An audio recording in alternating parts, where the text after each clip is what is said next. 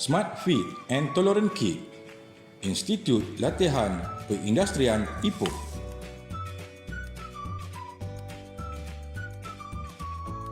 Hari ini saya akan membentangkan projek inovasi kami yang merupakan bahan bantu mengajar yang diberi nama Smart Fit and Tolerant Kits.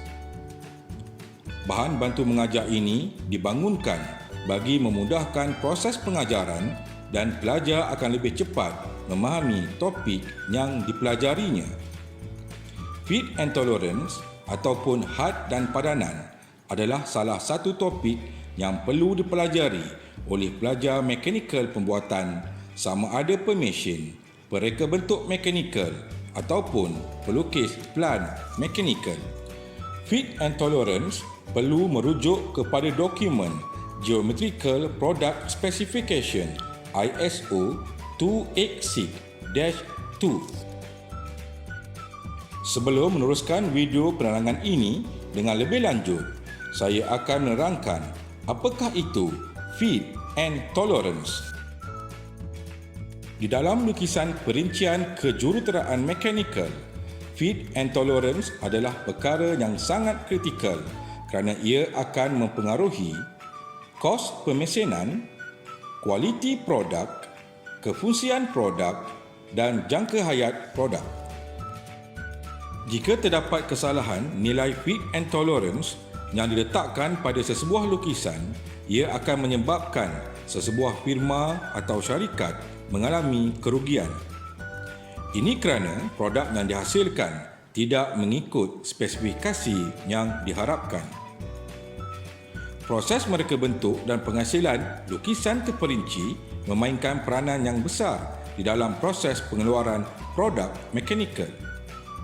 Oleh itu, pelajar perlu memahami konsep Fit and Tolerance.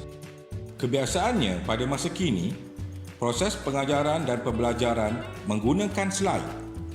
Di dalam slide diletakkan pelbagai rajah untuk membantu pemahaman pelajar. Namun begitu, jika slide yang digunakan mempunyai bilangan yang terlalu banyak, ia akan menyebabkan pelajar mengambil masa untuk mengingat dan memahamkan topik pada setiap slide.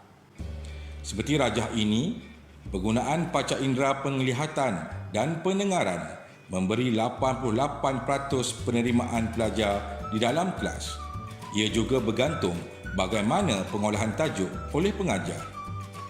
Jika ditambah panca indera sentuhan sebanyak 6%, peratusan penerimaan akan meningkat kepada 94%.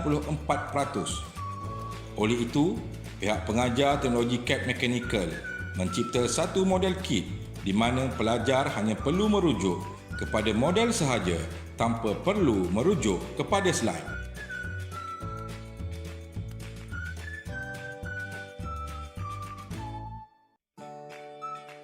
Pada projek ini, terdapat 3 model yang dicetak menggunakan mesin 3D.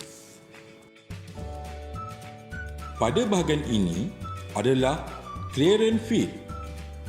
Pelajar boleh memegang shaft dan menarik keluar dan memasukkan kembali shaft ini. Pada bahagian clearance fit, kelegaan di antara saiz maksimum lubang dengan saiz maksimum shaft adalah lebih besar. Pada bahagian ini, letakkan gambar penerangan bagi clearance fit dan cara menulis ke dalam lukisan. Kebiasaannya pelajar sering tersilap untuk meletakkan jenis alfabet yang betul, di mana untuk lubang huruf besar perlu digunakan dan untuk shaft huruf kecil digunakan. Pada bahagian ini pula adalah transaction fit. Pelajar boleh memegang shaft dan menarik keluar dan memasukkan kembali shaft ini. Pelajar akan merasai perbezaan di antara clearance fit dengan transaction fit. Pada bahagian transaction fit, kelegaan di antara saiz maksimum lubang dengan saiz maksimum shaft terlalu kecil. Untuk proses pemasangan, ia memerlukan sedikit daya untuk menolak shaft. Pada bahagian ini, letakkan gambar penerangan bagi transaction fit dan cara menulis ke dalam lukisan. Pada bahagian ini pula adalah interference feed. Pelajar boleh memegang shaft dan menarik keluar dan memasukkan kembali shaft. Pelajar akan merasai perbezaan di antara clearance feed, transaction feed dan interference feed.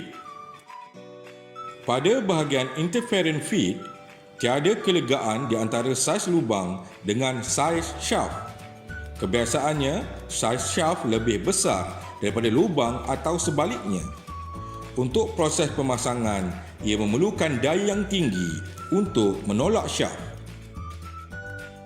Pada bahagian ini, diletakkan gambar penerangan bagi interference feed dan cara menulis ke dalam lukisan.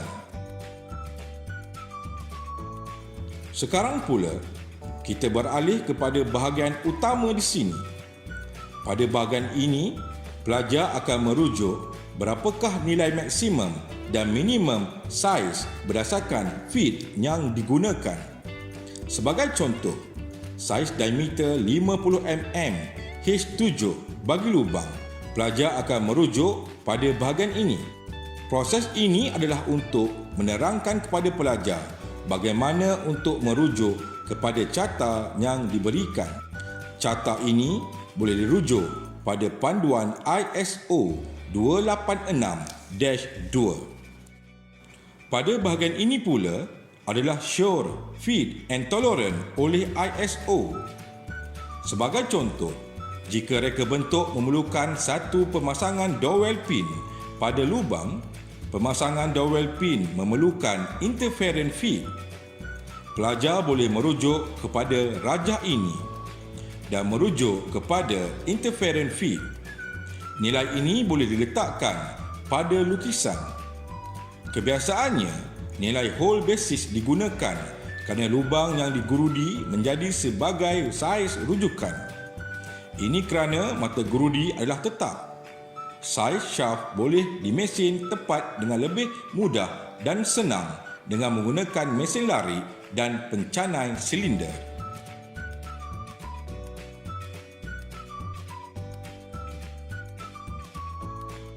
Jadual berikutnya menunjukkan statistik pemahaman pelajar berkenaan tajuk Feed and Tolerance. Statistik ini diambil ke atas 20 pelajar semester 2 setelah kelas pertama dengan hanya menggunakan slide sahaja. Setelah kelas berjalan, pelajar diberi tugasan teori dan tugasan amali. Setiap soalan mempunyai markah maksimum sebanyak 5 markah dan markah minimum adalah 1 markah.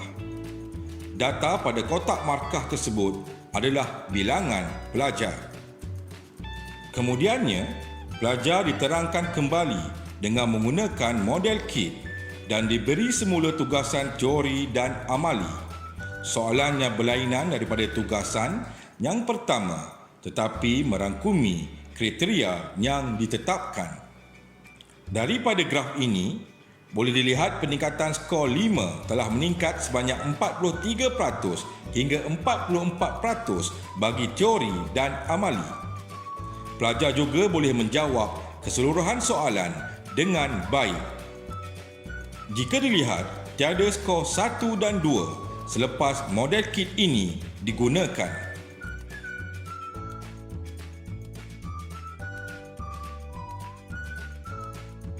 Projek yang dibangunkan ini adalah asli dan tidak meniru mana-mana produk yang terdapat di pasaran. Kami telah menjalankan pattern search di laman web MyEpo dengan mencari menggunakan kata kunci model kit. Hanya terdapat 8 projek yang terlibat. Setelah meneliti ke-8 projek ini, ia tiada kaitan dengan feed and tolerance.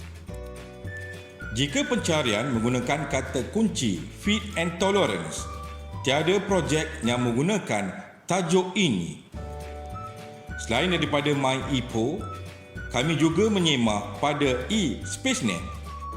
Sebanyak 15,987 pattern yang menggunakan perkataan model, kit, feed, tolerance. Kami telah menyemak secara rawak tiada reka bentuk yang menyamai dengan reka bentuk yang kami hasilkan. Seterusnya, kami menyemak projek ini di Google Pattern Search dengan menggunakan kata kunci model kit fit and tolerance sebanyak 32,234 projek yang menggunakan kata kunci yang sama.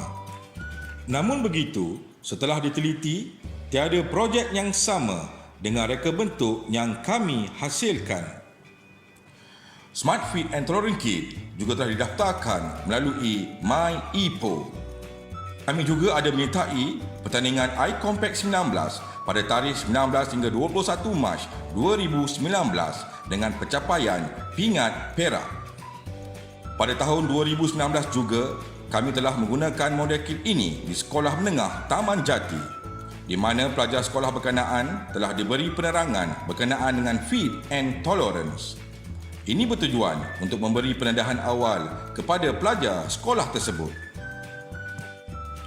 Sekian sahaja pembentangan daripada saya. Segala keprihatinan pihak tuan saya dahului dengan ucapan ribuan terima kasih. Sehingga kita berjumpa lagi. Assalamualaikum dan salam sejahtera.